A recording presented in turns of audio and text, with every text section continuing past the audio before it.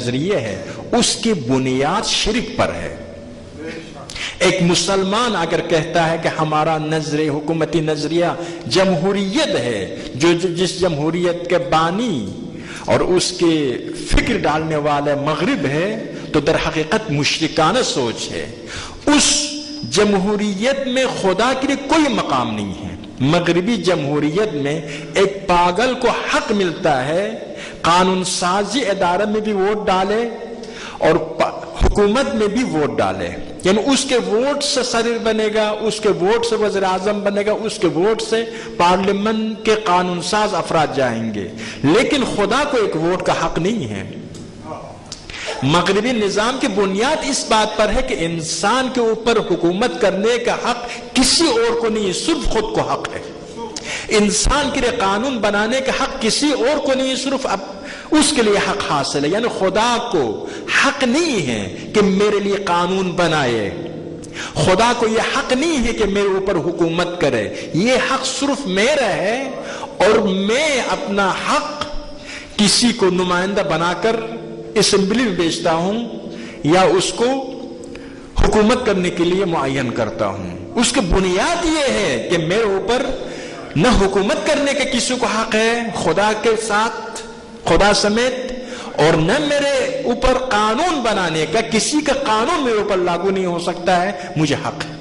مغربی جمہوریت کی بنیاد خدا کے انکار پر ہے، خدا کے لیے کوئی حیثیت قائل نہیں ہے۔ اسی لیے کہ ایسی بات کرنے والے در حقیقت نہ اسلام کے شورا سے باخبر ہے، نہ جمہوریت، مغربی جمہوریت سے باخبر ہے۔ مغربی جمہوریت کی دلیل بھی یہ ہے کہ اس قوم کا ایک معین نصب العین نہیں ہے، قوم جس طرح جانا چاہے اس طرح جانے دو۔ مغربی جمہوریت یعنی لوگ جس طرح کی زندگی انتخاب کرنا چاہتے ہیں انتخاب کرنے، تو وہ چیز جو کل تک بدترین عمل سمجھی جاتی تھی آج وہ جائز ہو جائے گا جب اسمبلی میں اکثریت کے ووٹ پڑ جائے۔ آپ نے مغرب کے کچھ اعمال جو انتہائی شرمناک اعمال ہے دیکھتے ہیں کہ جب اسمبلی نے ووٹ ڈالا تو وہ کل جو شرمناک عمل تھا آج قانونی عمل بن جاتا ہے، کیونکہ ان کے نظر میں خدا کو بھی قانون بنانے کا حق نہیں ہے۔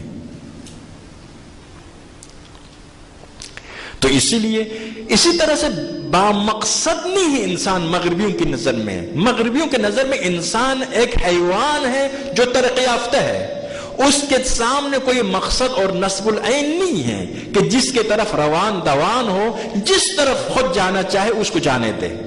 لیکن ایک مسلمان کس طرح سے ایسی بات کر سکتا ہے؟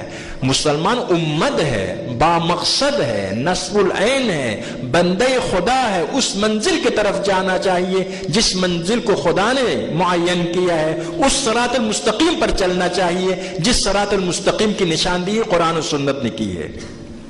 اسی لیے مغربی جمہوریت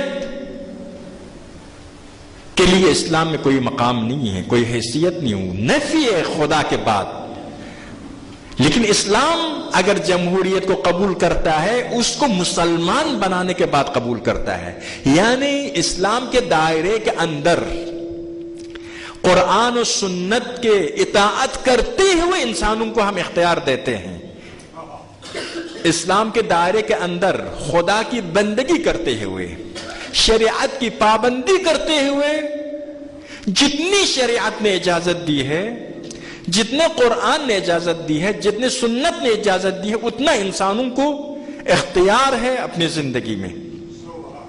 سارے مسلمان مل کر 100% مسلمان، 1.5 ارب مسلمان 100% مل کر جھوٹ کو جائز قرار دے دے، یہ کسی کے بس کے بات نہیں ہے۔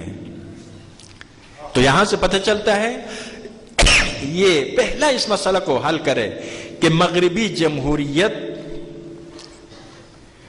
اسلامی شورا کے ساتھ ایک اجنبی چیز ہے، اس کو اپنے نظریے کی تقویت کے لیے ناجائز استعمال کرتے ہیں۔ تو جانشین پیغمبر کے بارے میں 2 نظریہ